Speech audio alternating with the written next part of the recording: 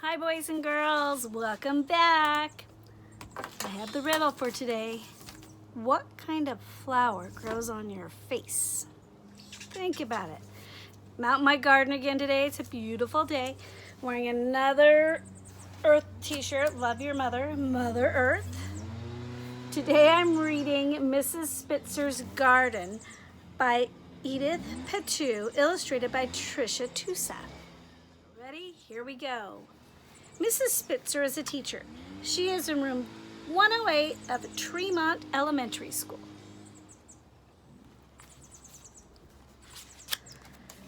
Inside room 108 are 6 tables, 4 circles, and 2 rectangles. There is a rug in one corner with a real hopscotch square and checkerboards woven in bright colors. There is also a size chart, a birthday chart, a gerbil in a cage, a housekeeping and dress-up corner, row of 22 pegs for coats and backpacks, and another corner, Mrs. Spitzer's desk. Looks like a fun classroom.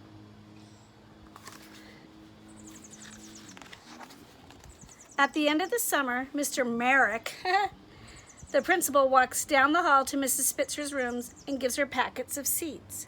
Mrs. Spitzer consults her calendar and plans her daily schedule. She checks her tools.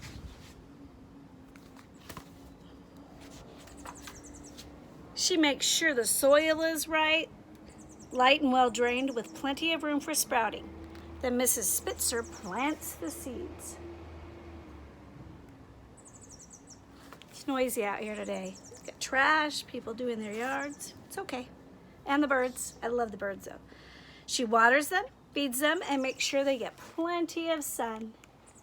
Look at all the insects in there. The seeds begin to sprout.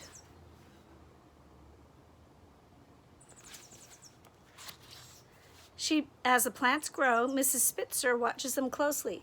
She checks daily for weeds and pests. You don't want those in a garden, they can overtake it. She knows different plants need different things and that each plant has its own shape. Fun illustrations in this book. Some of the plants grow quickly, pushing upward, eager and patient. Some grow more slowly, unfolding themselves bit by bit. Some plants sprout thin and tall. Some are bushy and wide-spreading. Some are bold and showy. They are brightly colored, saying, "Look at me." Some are silvery and quiet, the colors of the earth. All different kinds.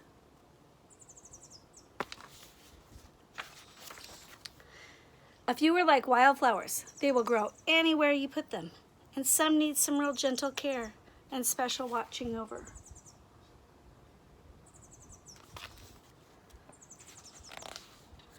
As the seasons change, Mrs. Spitzer tends to her garden.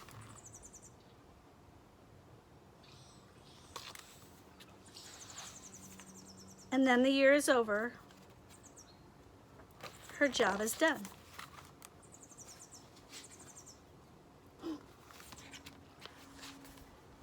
But the plants will keep growing, uncurling their stems, stretching their leaves onward, outward, and showing their faces to the sun.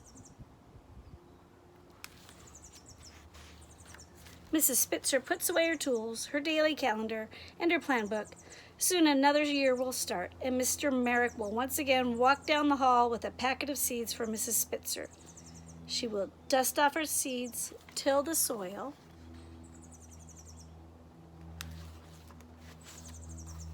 and a new garden will begin. Isn't that a special book? Now I want you to think about it. Is this really a garden or is it like her classroom? Are you like the plants where some of you grow differently? That's kind of what it's referring to. Speaking of garden, what kind of flower grows on your face? Tulips. Get it? Tulips. I have tulips. Fun. Okay, today I'm out in my garden. I have my sun hat on because it's very sunny. I'm under an umbrella. And I'm going to talk to you about growing some plants, how to do it without seeds. Now, how many of you eat celery at your house? When I eat celery at my house, I always cut off the end. It looks kind of like this. I've had it in water.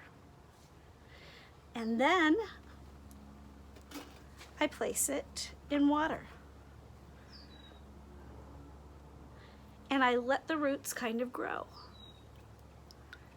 This is a fairly new one, not any roots yet.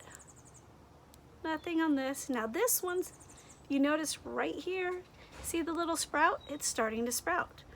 Now I have some older ones.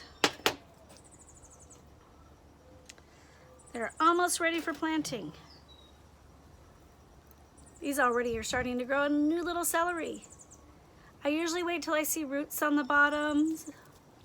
This one's just starting to get it. It's a big one, but look at the roots, see, kind of sprouting out there. Oh, this one has some good roots, just like we did with our spider plants. If they get all brown and mushy, I throw them away. Now you can also do this with lettuce. This was the end of my romaine lettuce. And you'll notice it hasn't grown any roots yet, but it's starting to grow some new lettuce right here. Those are brand new leaves. Always a fun thing to do. Another thing you can do, how many of you like avocados? I love avocados. Here's an avocado seed. Put some toothpicks in it. I only need 3. Get a glass of water. Put it in a sunny window. And you can see the roots start taking off from there. I'll take you in my front yard in just a sec and show you my tree I've grown from an avocado seed. Always change the water, make sure it's nice and clean.